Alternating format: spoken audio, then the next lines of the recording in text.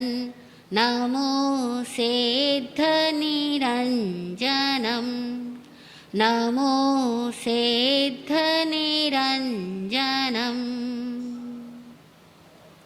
गुरु के ज्ञान का टीका मेरे मस्तक पे लग जाए।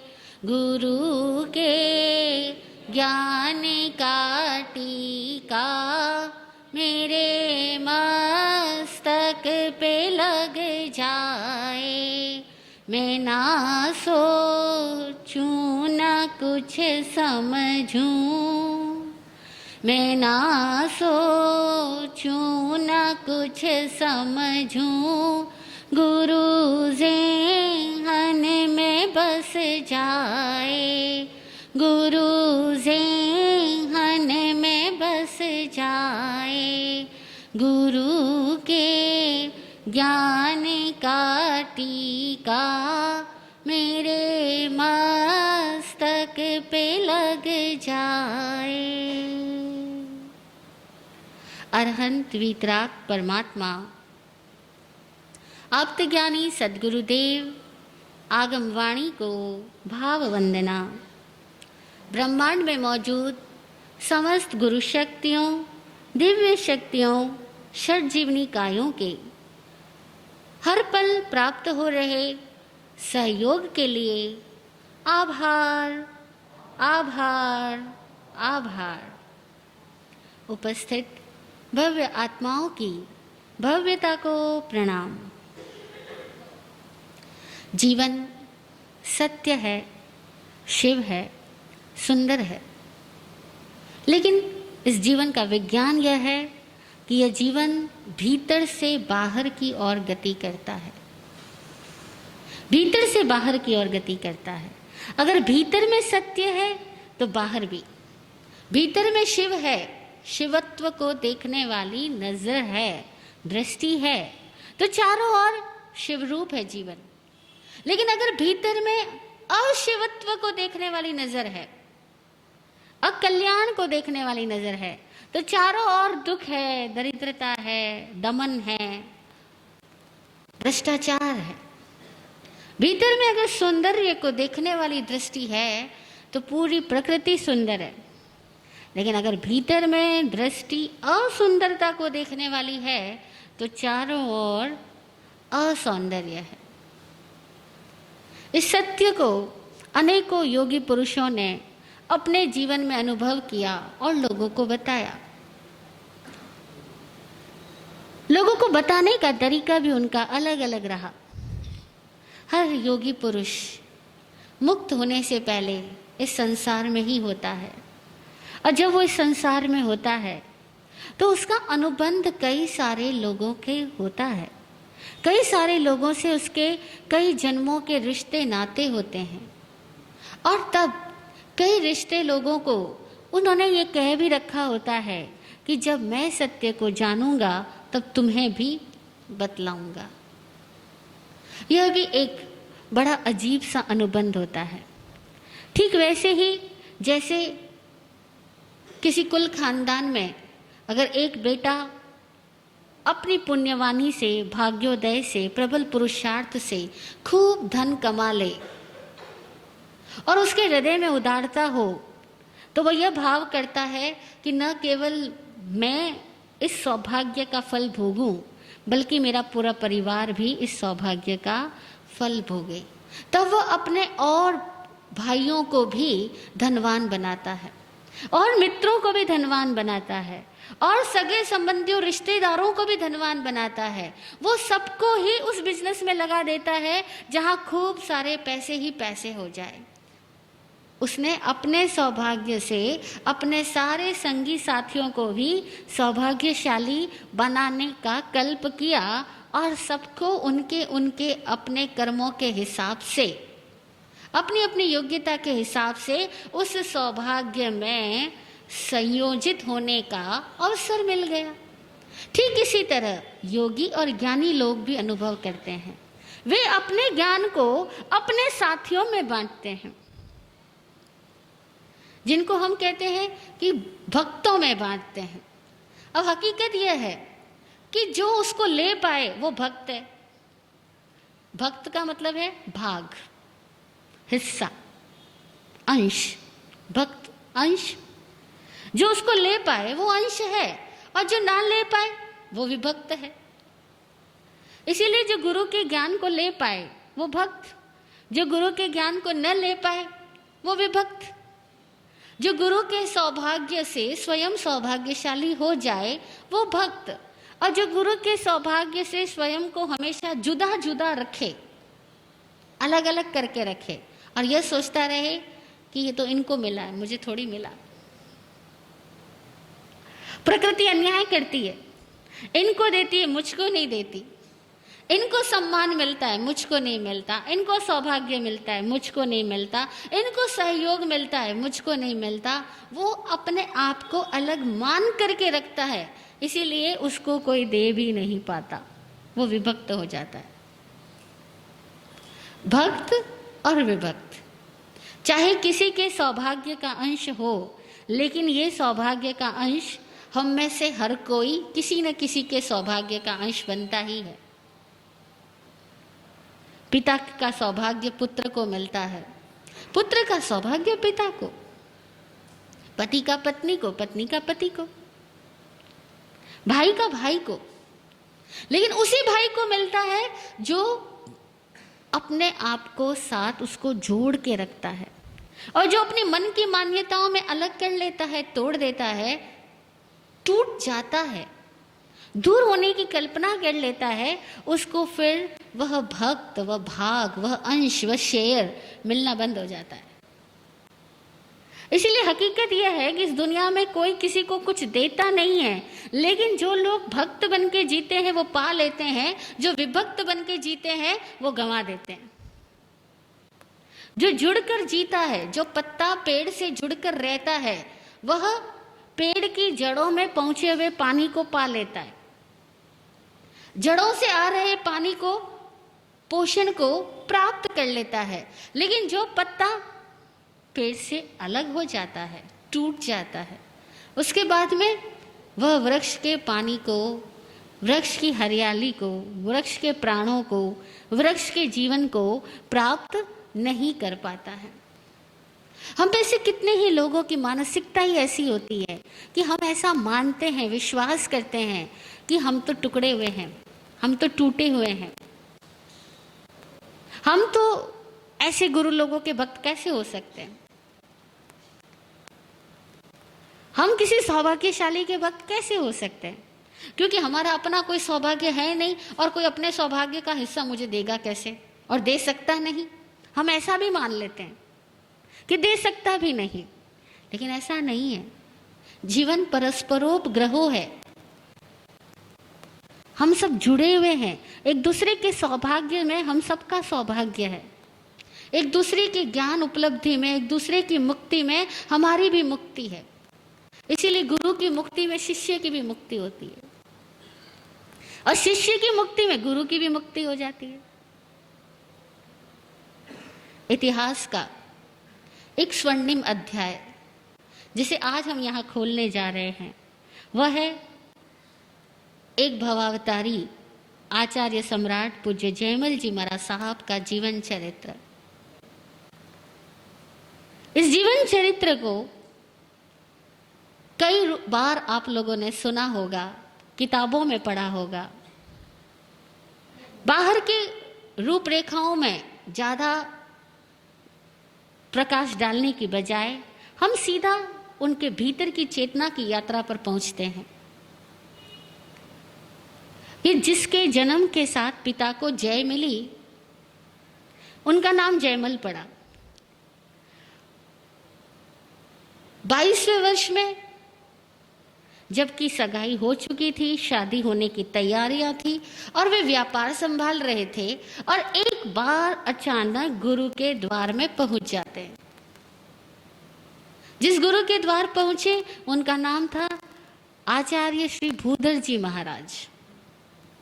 अभी भूधर जी महाराज ये ऐसे योगी, ऐसे गुरु थे कि जो अपनी 70 और 80 साल की उम्र में भी लगातार पंचोले की तपस्या के साथ आत्म साधना कर रहे थे। 5 उपवास, फिर पाड़ना, फिर 5 उपवास, फिर पाड़ना, इस तरीके की जो साधना कर रहे थे। ऐसे स्वामी भूधर जी महाराज साहब का चातुर्मास के अंतिम दिन का प्रवचन चल रहा था। कार्तिक की पूर्णिमा थी और उस नगरी में, उस गांव में नियम होता था कि जब तक गुरुदेव का प्रवचन चले तब तक सभी लोग अपना व्यापार व्यवसाय बंद रखते थे।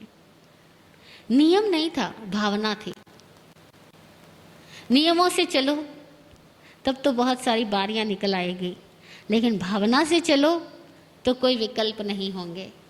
भावना थी कि पहले इस जीवन का सार उद्देश्य जो है, इस जीवन में हम जिसके लिए आए हैं, पहले उसकी उपासना करें, फिर इस देह की। इस जीवन में आए हम इसीलिए कि हम खुद को जान सकें, हम खुद को शुद्ध बना सकें और हम आत्मज्ञान के द्वारा अपने पूरे जीवन को सत्यम शिवम सौंदर्य से ओतप्रोत कर सकें, अनुभव कर सकें।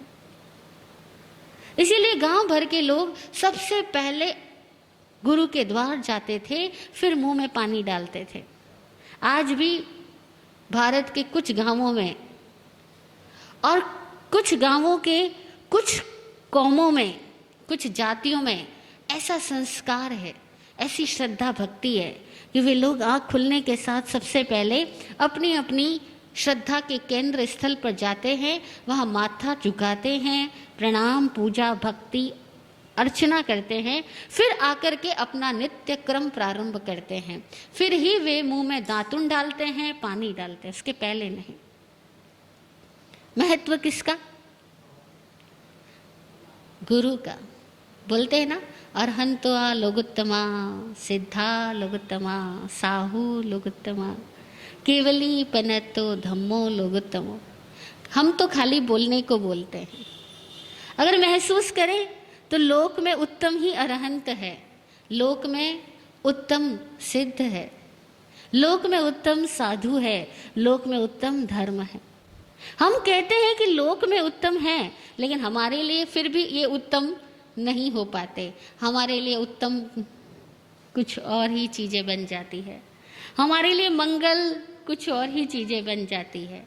लेकिन ऐसे लोग थे और उस गांव भर के लोग, उस मेड़ता सिटी के लोग सब आचार्य भूधर जी महाराज साहब के प्रवचन में बैठे हैं। भूधर जी महाराज साहब प्रवचन के दौरान एक घटना प्रसंग सुना रहे हैं और उस घटना प्रसंग में सेठ सुदर्शन के शील का प्रभाव होता है कि किस भांति एक सेठ ने अपने शील की रक्षा में, अपने नियमों में दृढ़ रह करके एक रानी की कुदृष्टि का शिकार बनने से इनकार कर दिया। और तब उस स्त्री ने, जो सेठ सुदर्शन को अपने पौषधशाला से उठवा करके अपने महल में बुलवा चुकी थी, जब ये देखा कि सेठ सुदर्शन मेरी ओर आकर्षित नहीं हो रहा है, तो सेठ सुदर्शन पर कलंक लगा दिया। कलंक लगा करके उसको दंडित करने का प्रयास किया। राजा ने उसके लिए शूली की सजा सुनवा दी, फांसी लगने वाली है। लेकिन सेठ सुदर्शन न तो अपनी सत्यता को प्रमाणित करने की चेष्टा करता है और न ही रानी के झूठ का पर्दाफाश करता है। बात बड़ी विचित्र लगेगी और कम से कम आज के युग के किसी बच्चे को ये बात कह दो तो उसके गले बिल्कुल भी हजम नहीं होगी, उतरेगी ही नहीं, गले से उतरेगी नहीं और पेट में कभी हजम होगी नहीं कि भला ऐसा कोई होता है कि हम सच्चे हैं तो हम कहें क्यों नहीं कि हम सच्चे हैं, और अगर सामने वाला झूठा है तो उसके झूठ का पर्दाफाश क्यों नहीं करना, क्यों? और सारी टीवी संस्कृति हम लोगों को यही तो प्रेरणाएं दे रही है। चाहे क्राइम पेट्रोल देख लो, चाहे सीआईडी देख लो, चाहे और इस तरह के टीवी सीरियल्स देख लो, सारे टीवी सीरियल्स एक ही प्रेरणा देते हैं कि आप अपने सच को प्रमाणित करो और आप झूठ का पर्दा फाश करो। अब ऐसी सोच वाली संस्कृति में हम अगर ये सेठ सुदर्शन की स्टोरी सुनाएं तो बच्चों को तो ज़रा भी विश्वास नहीं होने वाला कि क्या ऐसे भी कोई लोग थे। हाँ, तब भी थे और अब भी है। और अगर कोई व्यक्ति अनुभव ज्ञान को उपलब्ध हो जाए तो उसके भीतर का यही सत्य होगा कि कभी भी अपने आप को प्रूव करने की चेष्टा मत करो। श्री विराट गुरु जी ने हमें 10 तथ्यों का ज्ञान दिया। उन 10 तथ्यों में एक तथ्य यह भी है कि स्वयं को प्रमाणित करने की चेष्टा आंतरिक विपरीतता का संकेत होता है। अगर हम स्वयं को प्रूव करने की कोशिश कर रहे हैं तो अंदर में हम उसके विपरीत हैं ही। अगर विपरीत नहीं होते तो प्रूव करने की कोशिश भी नहीं करते। जैसे एक आदमी को कभी ये प्रूव नहीं करना पड़ता कि मैं आदमी हूं। एक औरत को कभी ये प्रूव नहीं करना पड़ता कि वह एक औरत है, क्योंकि वो है। उसके मन में विकल्प ही नहीं उठता कि मैं इसको प्रूव करूं। ये सोच ही नहीं पैदा होती कि मैं इसको प्रूव करूं, क्योंकि वो है तो प्रूव करने की जरूरत पैदा होती नहीं, इच्छा नहीं पैदा होती, सोच ही नहीं पैदा होता, एक कल्पना भी नहीं पैदा होती। लेकिन जब नहीं है तभी ये इच्छा पैदा होगी कि मैं इस बात को प्रूव करूं। देखो, लोग कहते हैं कि मुझसे झूठ बर्दाश्त नहीं होता, इसीलिए मैं तो सामने वाले पे गुस्सा करता हूं या करती हूं। मुझसे झूठ बर्दाश्त नहीं होता। ऐसे लोग ये नहीं जानते कि वे स्वयं झूठे हैं, इसीलिए उनसे झूठ बर्दाश्त नहीं होता। अगर वे सच्चे होते तो बर्दाश्त करने का सवाल ही पैदा नहीं होता। सेठ सुदर्शन भी तो कह सकता था कि मुझसे झूठ बर्दाश्त नहीं होता। रानी सरासर झूठ बोल रही है, वह रानी की बातों का आसानी से पर्दाफाश कर सकता था। और सेठ सुदर्शन की इतनी इज्जत थी, इतना सम्मान था कि वो बेरोक टोक अंतःपुर में जाए तब भी राजा कभी उसके ऊपर शक ना करे। लेकिन ऐसी अवस्था में भी सेठ सुदर्शन ने किसी झूठ का पर्दाफाश करना उचित समझा ही नहीं, विकल्प ही नहीं पैदा हुआ। क्यों? क्योंकि जो आत्मदृष्टि वाले साधक होते हैं वे कभी निमित्त को दोष देते ही नहीं। पूरी दुनिया दूसरों को दोष देगी क्योंकि उनके पास में आत्मलक्षी दृष्टि पैदा नहीं हुई है। लेकिन जिसके पास आत्मलक्षी दृष्टि पैदा हो गई वो कभी नहीं कहता कि तुम्हारी गलती है, और वह दूसरे को भी ये प्रूव करवाने या उससे माफी मंगवाने की इच्छा जाहिर नहीं करता कि तुम माफी मांगो क्योंकि ये गलती तुम्हारी है। और हम में से कई सारे लोगों के अंदर तो दिन रात एक ही बेचैनी बनी रहती है कि सामने वाले ने गलती की है तो पहले उसको उसका आईना दिखला दूं, पहले उससे उसकी क्षमा करवा लूं, तो मुझे जाके चैन पड़े कि उसने स्वीकार किया कि गलती उसकी थी। और जब कोई ये स्वीकार कर ले कि हाँ गलती मेरी थी, हम कहते इट्स ओके, अब ठीक है, अब मेरा ईगो सेटिस्फाई हो गया कि तुमने मान लिया कि गलती तुम्हारी थी।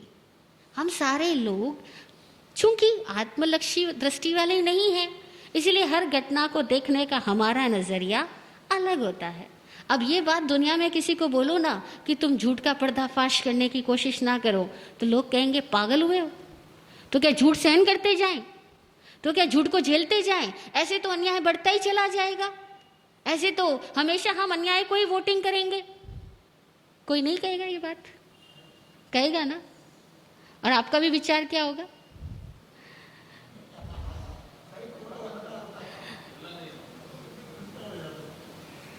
नहीं, आपका भी विचार यही तो होगा कि अन्याय को क्यों सहन करना, सामने वाले ने गलत बोला तो उसको स्वीकार करवाओ, उसको पता लगना चाहिए।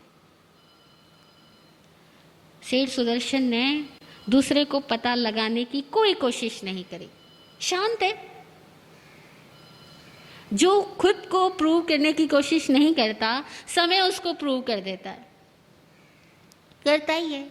सती सुभद्रा के साथ यही हुआ, सती अंजना के साथ यही हुआ, सती सीता के साथ यही हुआ, सती द्रौपदी के साथ यही हुआ।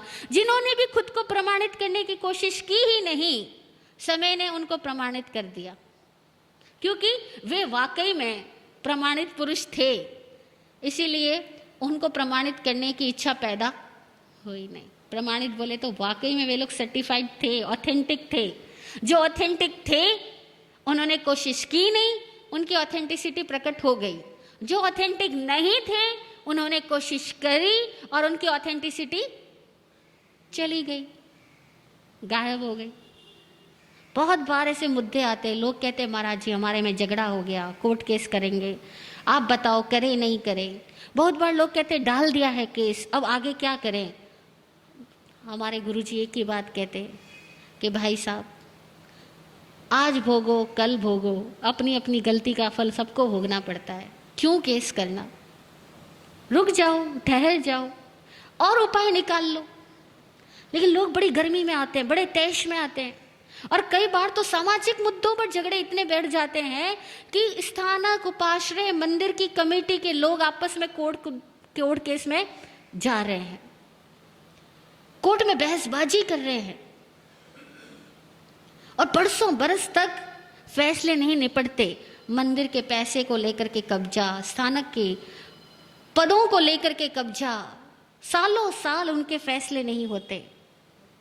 विराट गुरुजी ने एक बार कहा उन लोगों को, जहां आपस में दो पार्टियां बुरी तरह से भिड़ी हुई थी, गुरुजी ने कहा कि देखो आज दिन तक विश्व का इतिहास गवाह देता है कि चाहे जितने भी बड़े बड़े युद्ध हुए हो, विश्व युद्ध क्यों ना हुआ हो, लेकिन उन सब का फैसला कभी युद्ध क्षेत्र में नहीं हुआ। फैसला हमेशा टेबल पर बैठ करके ही होता है। फैसला हमेशा शांति से बैठ करके विवाद को सुलझाने में ही होता है। युद्धों ने कभी फैसला नहीं दिया। कोई हार भी गया तो क्या, कोई जीत भी गया तो क्या, हारने वाला भी जीतने वाले को छोड़ने वाला नहीं है। छोड़ता है क्या? जो हार जाता है वो छोड़ देगा क्या? जो हार जाता है वो फिर से तैयारी करेगा, नई तैयारी करके नए साजो सामान के साथ लड़ने के लिए आएगा।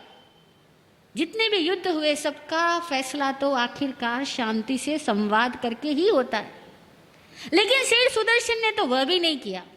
और ये बात जब सभा में चल रही थी तो सुनने वालों में से एक थे 22 वर्षीय युवा जयमल जी।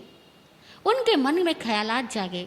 सुनते तो सभी है लेकिन विचार सब किसी में नहीं जागते। उनके मन में विचार जागा कि उसने एक पत्नी व्रत पे दृढ़ता दिखाई तो उसकी शूली सिंहासन बन गई। राजा को सच का पता लग गया और राजा ने पूरे मान सम्मान के साथ में सुदर्शन को अपने दरबार में प्रवेश करवाया और अपने सिंहासन पर बिठाया और कहा कि शायद मैं भी तुम्हारी जगह होता तो तुम्हारी तरफ शांति नहीं रख सकता था जो शांति तुमने रखी है। इस राजगद्दी के असली हकदार तो तुम हो। उसकी शूली टली और उसको सिंहासन का सम्मान मिला।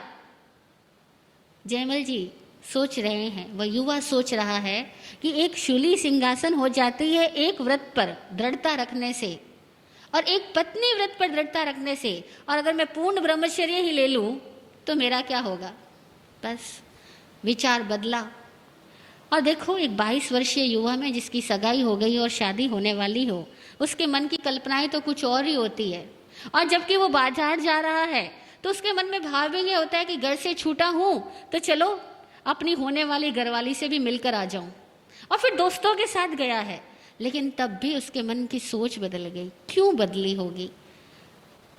कारण बाहर जो दिखलाई पड़ते हैं वो नहीं होते। प्रवचन तो हमेशा होते हैं, सुनने वाले हमेशा सुनते हैं, लेकिन घटनाएं जब घटनी होती है उनके कारण अदृश्य में कहीं होते हैं। कहते भी है ना कि जड़ें हमेशा अदृश्य होती है और फल दृश्यमान होता है। और जो दृश्यमान है, जो फल है, वह फल कारण नहीं है और जो कारण है वो दिखलाई पड़ता नहीं है।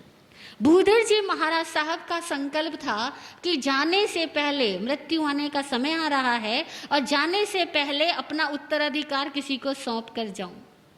क्योंकि जब स्वामी भूधर जी ने दीक्षा ली थी तब उनकी उम्र बहुत बड़ी थी। उन्होंने 65 वर्ष की एज में आकर के तो दीक्षा ली और तब उनके जो गुरु थे वे क्रियोद्धारक थे। उन्होंने शिथिलाचार को दूर करके उस समय में एक सच्ची साधुता का प्रमाण समाज के समक्ष उपस्थित किया था कि सच्ची साधुता आज भी फॉलो की जा सकती है, शिथिलाचारियों की जरूरत नहीं है। तो उन्होंने उस जमाने में बहुत कुछ क्रांतिकारी परिवर्तन लाया था। अब उनके शिष्य भूधर जी, अब भूधर जी को लगा कि पहले से ही तो मैंने बुढ़ापे में दीक्षा ली, अब और अगर मैं किसी को अपना उत्तराधिकार ना सौंपूंगा तो ये सारी जो नई परंपरा शुरू हुई है उसका क्या होगा। सहभागी बनाया भूधर जी के संकल्प ने। कई बार शिष्य नहीं आता, गुरु बुलाता है। गुरु के संकल्प शिष्य को बुला लेते हैं और अनायास कहीं से चलता चलता आदमी रास्ता भटक जाता है और जहां पहुंचता है वहां उसका गुरु खड़ा इंतजार कर रहा होता है। अब वो सोचे मैं रोज गाड़ी सही चलाने वाला, मैं गाड़ी चला क्यों नहीं पा रहा हूं। नहीं चला पाएगा, उस दिन उसकी गाड़ी खराब हो जाएगी जिस दिन गुरु ने उसको बुलाया है, या उस दिन वो गाड़ी चला लेगा जिस दिन गुरु ने उसको बुलाया है। बड़ा विचित्र है यह जीवन। इसीलिए कह रही हूं कि इस दुनिया में सहभागिता किसकी किसके साथ है नहीं पता, लेकिन भक्त बन के जीना तो किस दिन गुरु तुम्हें बुला लेगा ये नहीं कहा जा सकता। गुरु के साथ ही बन करके रहना। गुरु किसी भी युग में तुम्हें बुला लेगा, इस युग में न भी बुलाता है, छोड़ देता है तो किसी और युग में बुलाएगा, लेकिन गुरु बुलाएगा। भक्त बन करके रहना, उनका पार्ट एंड पार्सल बन करके रहना, कब परिवर्तन आ जाएगा। भूधर जी का संकल्प था कि जाने के दिन आ रहे हैं, किसी को दे दूं, किसी को सौंप दूं ये सत्ता, किसी को अपने भीतर की चेतना का ज्ञान सौंप करके फिर जाऊं। और इस प्रकृति का नियम है कि जिसके पास जो होता है या तो वो स्वेच्छा से दे करके जाता है अगर ज्ञानी है तो, और अज्ञानी है तो उससे छूट जाता है और फिर वो जाता है, लेकिन साथ कोई कुछ लेकर नहीं जाता। और बड़ी विचित्र बात तो यह है कि ज्ञानी और गुरु लोग भी अपने ज्ञान को किसी न किसी योग्य पात्र में उंडेल कर जाते हैं, एक बीज स्थापित करके चले जाते हैं कि अगर आज ये पौधा वृक्ष नहीं भी बना तो बन जाएगा, लेकिन अपनी शक्तियों का बीज वे इस दुनिया में किसी शिष्य में आरोपित करके फिर ही जाते हैं। रामकृष्ण परमहंस इंतजार करते रहे नरेंद्र का, जब वो आया उसको अपनी सारी शक्तियां दी, फिर देह छोड़ा। हर गुरु ने दिया है, महावीर ने दिया, गौतम बुद्ध ने दिया, सबने दिया। ये प्रकृति अनंत काल से ऋणी है, ये पृथ्वी अनंत काल से ऋणी है ऐसे आध्यात्मिक पुरुषों की जिसने सत्य, शिव और सौंदर्य का बीज अपने शिष्यों में प्रस्थापित किया। अब जयमल जी को भी नहीं पता कि इतना भूत आज क्यों सवार हुआ है। सभा में खड़े होकर के बोलते हैं कि मुझे तो ब्रह्मचर्य का नियम लेना। साथ में आए हुए सारे मित्र समझाने लगे क्या हो गया है, अभी तो साधु ने ओगा भी नहीं फेरा है ना, वरना कहते साधु ने ओगा फेर दिया। साधु तो पट्टे पे बैठा है, केवल व्याख्यान दे रहा है, और तुझे क्या हो गया, ओगा भी नहीं फेरा। लेकिन कुछ हो गया, जो हो गया उस घटना का व्याख्यान कैसे किया जा सकता है। वो खड़ा हुआ और बोला मुझे संकल्प दिला दो।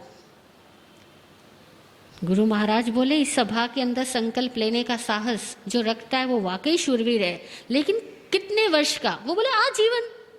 आजीवन एक 22 वर्षीय युवा और ब्रह्मचर्य का संकल्प ले। गुरु ने दिला दिया। अब गुरु ने क्यों दिला दिया, मैंने देखा है आज भी कई साधुओं के पास जब लोग जाके कहते हैं महाराज साहब 1 साल का नियम दे दो या आजीवन का नियम दे दो, या कहते हैं कि 28 का एक साथ नियम दे दो, तो महाराज साहब कहते हैं अभी रहने दो। वो महाराज साहब लोग ही मना कर देते हैं। क्यों मना कर देते हैं? क्योंकि उनको विश्वास नहीं होता कि सामने वाला आदमी इस नियम को पूरा करेगा कि नहीं करेगा। लेकिन गुरु वह जो खुद पे भी पूरा भरोसा करता है और शिष्य पे भी पूरा भरोसा करता है, और वो शिष्य के भरोसे को कभी डिगने भी नहीं देता। दिला दिया नियम। जब नियम हो गया, सभा विसर्जित हो गई, प्रवचन पूरा हो गया, वो पास आया जयमल और गुरु से पूछता है कि मैंने संकल्प तो ले लिया, लेकिन मेरी सगाई हो चुकी है और शादी होने वाली है, अब इस संकल्प को सुरक्षित कैसे रखना। अब हैरानी की बात, संकल्प को सुरक्षित कैसे रखना। पास में बैठे थे हमारे जैसे कुछ 4-5 लोग, उन्होंने कहा दीक्षा ले ले। अब दीक्षा लिए बिना तो घर में रह करके तो पूरा ब्रह्मचारी रहना पॉसिबल ही नहीं है, और फिर तेरी सगाई हो चुकी है तो घर वाले तुझे वैसे ही नहीं रहने देंगे। बस किसी के मुंह से निकलना और किसी के भीतर में वो बात घटना घटनी, सब संयोग होते हैं, लेकिन ये सारे ही संयोगों के पीछे एक लंबी श्रृंखला होती है, अकारण कोई संयोग नहीं होता। आत्मनिरीक्षण की साधना करने वाले साधक को विराट गुरुजी कहा करते थे कि तुम्हारे सामने आकर के कोई निमित्त कुछ बोलता है तो वो बोला हुई बात में भी हो सकता है तुम्हारे अंदर में चल रहे किसी प्रश्न का जवाब हो। इसीलिए अपने सामने आए हुए हर शब्द में भी ढूंढना कि कहीं तुम्हारे लिए कुछ है क्या, और होगा, नहीं होगा तो वो सामने नहीं आता। निवृत्ति पथ के साधक के सामने अगर कोई निमित्त आता है तो वो निमित्त भी उसकी किसी न किसी समस्या का समाधान देने के लिए, कोई प्रेरणा देने के लिए, कोई मूर्छा से जगाने के लिए ही आता है। अब बड़ी विचित्र बात, सोए हुए लोग तो सोए हुए संकेतों को नहीं समझ पाएंगे, लेकिन जो जागृति की साधना कर रहे हैं वो सोए हुए लोगों के व्यवहार में से भी अपने लिए संकेतों को निकाल लेंगे। कितनी गजब की बात है। जो जागृति की साधना कर रहे हैं वो सोई हुई दुनिया में सोए हुए लोगों के शब्दों में से भी अपने लिए जवाब निकाल लेंगे कि हाँ, इसमें भी मेरे लिए तो मिल गया। जयमल जी को रास्ता मिल गया, बोला मुझे दीक्षा दे दो, अभी के अभी दे दो। गुरु कैसे थोड़ी देते हैं, दीक्षा तो तब होगी जबकि तुम्हारे माता पिता परमिशन देंगे और तुम्हें प्रतिक्रमण का पाठ याद होगा। इतनी बात है। ये प्रतिक्रमण क्या चीज होती है? जिसने अपने घर में कभी जैन साधु संतों का सत्संग नहीं किया उसके लिए तो प्रतिक्रमण शब्द भी नया है। बोला ये क्या चीज होती है? गुरुदेव ने बताया ये एक पाठ होता है, एक सूत्र होता है, इसको याद करेंगे, उसकी साधना करेंगे तब दीक्षा होगी। ठीक है, मेरा संकल्प जब तक ये पाठ याद ना हो तब तक मैं खड़ा ही रहूंगा। कहते हैं पूरे 3 घंटे खड़े रहे और उसी 3 घंटे के अंदर सामायिक और प्रतिक्रमण का सूत्र पूरा याद कर लिया। गुरु भी ऐसा, शिष्य भी ऐसा। कहते हैं गुरु पूरा शिष्य शूरा, गुरु पूरा शिष्य शूरा, शूरवीर, और सहे धार फरसाण, गुरु की धार को, तेज को सहन कर ले। हाँ, सम्मुख रहे, गाली सहे, ते शिष्य चढ़े परवान। जो गुरु के सामने भी रह ले, गुरु की मार, गाली, गुरु के प्यार सबको सहन कर ले, उस शिष्य को गुरु पूरा बना देता है। लेकिन जो शिष्य गुरु की क्रोध को, गुरु के तेज को सहन नहीं कर पाता, वो शिष्य कच्चे घड़े की तरह टूट जाता है, वापस लौट जाता है। संसार ऐसा ही है, कितने शिष्य बन के आते हैं वापस लौट जाते हैं। लेकिन कुछ एक होते हैं जो गुरु के सामने भी रहते हैं और गुरु की मार भी सहते हैं। यहाँ तो क्या होता है, अगर मार सहने को मिले तो शिष्य भाग जाए। क्यों? सम्मान मिले तो आए और अपमान मिले तो भाग जाए। इसीलिए कई बार गुरु लोग जानबूझ करके अपने शिष्य को सम्मान देते देते अपमान भी दे डालते। अब वो शिष्य सोचता है ये क्या बात हो गई। बड़ी प्यारी एक घटना याद आ रही है। स्वामी रामकृष्ण परमहंस जब उन्हें नरेंद्र मिल गया, वो नरेंद्र के लिए इतने व्याकुल होते थे कि मानो नरेंद्र ना दिखे तो उनके प्राण तड़पे, प्राण तड़पते थे उस नरेंद्र के लिए, अपने शिष्य को देखने के लिए। अब शिष्य युवक है, कॉलेज में पढ़ रहा है, कभी कभी छुट्टियां होती है तब मिलने के लिए जाता है और वो इंतजार करते रहते हैं, हाथ से खाना खिलाते हैं, उसको बड़ा प्यार, बड़ा दुलार देते हैं और रोज कहते हैं जल्दी आना, जल्दी आना। उस जमाने में फ़ोन तो थे नहीं, मोबाइल तो था नहीं, वरना वो शायद फ़ोन करके मैसेज भी डालते कि जल्दी आ जाना। हाँ, रामकृष्ण परमहंस इतना उस नरेंद्र के लिए तड़पते हैं। और एक दिन की बात, नरेंद्र आता है, रामकृष्ण परमहंस आँख उठा के भी नहीं देखते, वो आँख उठा के भी नहीं देखते। नरेंद्र बड़ा हैरान कि जो गुरु मुझे रोज इतना प्यार से बुलाता है, आज मैं सामने बैठा हूँ मेरी तरफ भी नहीं देख रहे। नरेंद्र को गुस्सा आ गया, बोले ये गुरु महाराज साहब का प्यार व्यार सब झूठा है। ये कहते हैं मुझे तेरी बहुत याद आती है, वो भी गलत है, ये तो मेरी तरफ आंख उठा के भी नहीं देख रहे। नरेंद्र भी रूठ गया, लेकिन रूठ करके गया नहीं, बैठ गया जाके बगीचे में, वहीं जहाँ रामकृष्ण परमहंस रहते थे वहाँ बगीचा भी था, वहाँ जाके बैठ गया। लेकिन गुरु ने नहीं बुलाया। आखिर उसको जाने का टाइम आ गया, घर जाना था तो चला गया। फिर कुछ दिन बीते, फिर आ गया। रामकृष्ण परमहंस ने बुलाया नहीं, वो फिर आ गया। रामकृष्ण परमहंस तब भी नहीं बोले। आखिर उसको जाना था, चला गया, लेकिन वो फिर आया। जब वो फिर आया तो रामकृष्ण बोले, जब मैं तुझसे बोलता ही नहीं हूं तो तू आता क्यों है? ये बोला, मुझे नहीं पता मैं आता क्यों हूं, लेकिन जैसे आप मेरे बिना नहीं रह सकते थे, मैं भी आपके बिना नहीं रह सकता। जब रामकृष्ण ने देखा कि नरेंद्र के भीतर भी इस कदर की भक्ति है, तब रामकृष्ण परमहंस अपनी शक्तियों का पात्र के रूप में उसको चुन पाए। और होता क्या है हमारे साथ? हम लोग सवाल पूछते हैं, महाराज साहब युग बीत गए, सुनते सुनते सब बातें जानते हैं, कुछ हुआ तो नहीं, कुछ होता तो नहीं है। ऐसा नहीं है कि हुआ नहीं या होता नहीं है, हुआ भी है और हो भी सकता है, लेकिन पात्रता तैयार नहीं होती तो कहाँ से होंगे? वो बर्तन कच्चा हो तो द्रव्य उसमें कहाँ ठहरेगा? बारिश हो जाए लेकिन मिट्टी के घड़े में पहले से एक छेद हो तो क्या होगा? और यहाँ तो एक छेद नहीं, यहाँ तो न जाने कितने छेद ही छेद है। पानी ठहरेगा तो ठहरेगा कैसे? पानी निकल जाएगा, और निकल जाता है पानी।